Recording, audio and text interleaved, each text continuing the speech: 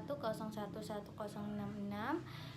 dari Prodi Pendidikan Agama Islam kelas D semester 2. Saya di sini akan menjelaskan tentang materi dari Ulumul Quran, yaitu tertib ayat dan surat untuk memenuhi tugas mata kuliah Ulumul Quran dengan dosen pengampu Ibu Dr. Yuyun Yunita, MPDI. Saya di sini akan menjelaskan terlebih dahulu apa itu tertib ayat.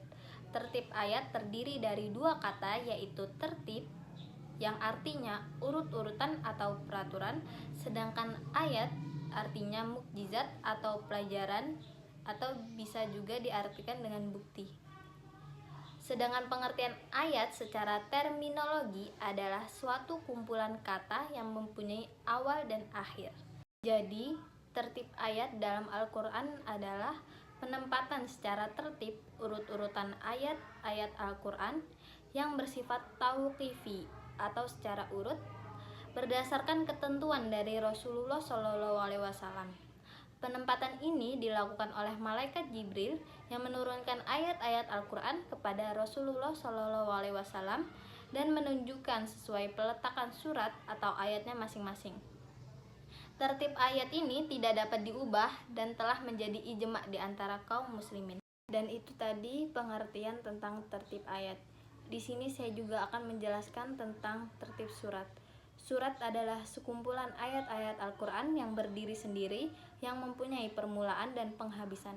Sedangkan tertib surat dalam Al-Quran adalah penempatan secara tertib urutan surat-surat yang ada pada Al-Quran yang telah ditentukan oleh Rasulullah SAW dan para sahabatnya. Di sini proses penentuan urutan ayat-ayat dalam Al-Quran yaitu ada beberapa tahap. Yang pertama, penyusunan Al-Quran sejak masa Nabi Muhammad.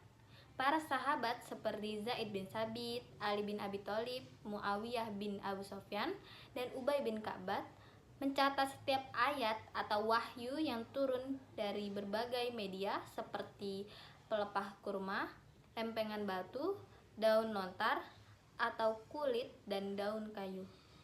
Yang kedua yaitu Al-Quran mulai dibukukan. Setelah Nabi Muhammad wafat, para sahabat mengumpulkan lembaran mushaf tersebut untuk dijadikan buku atau dijadikan mushaf Al-Quran seperti saat ini. Lalu yang ketiga ada sejarah Rams Utsmani.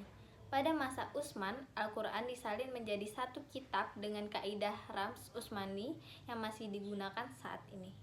Lalu yang terakhir ada penempatan urutan surat.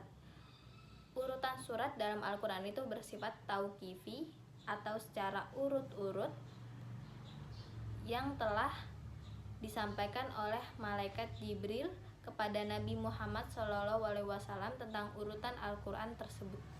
Selanjutnya, saya juga akan menjelaskan bagaimana Mushaf Utsman mempengaruhi tertib surat dalam Al-Quran.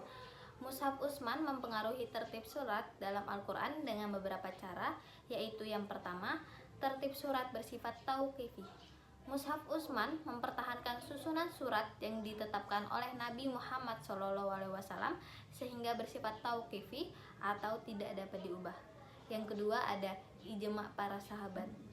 Tidak ada seorang sahabat pun yang menentang susunan surat dalam Mushaf Utsmani sehingga terjadi ijma' atau kesepakatan atas susunan surat yang ada. Lalu yang ketiga ada penggunaan tanda baca. Mushaf Utsman tidak menggunakan tanda baca titik dan harokat sehingga pembaca Al-Quran berdasarkan karakter pembacaan orang-orang Arab yang masih murni. Lalu yang keempat ada perbaikan rams. Mushaf Utsmani mengalami perbaikan dan penyempurnaan rams, termasuk penambahan nama-nama surat, bilangan ayat, atau simbol-simbol dan tanda-tanda wakaf. Cukup sekian dari materi yang dapat saya sampaikan. Saya akhiri. Wassalamualaikum warahmatullahi wabarakatuh.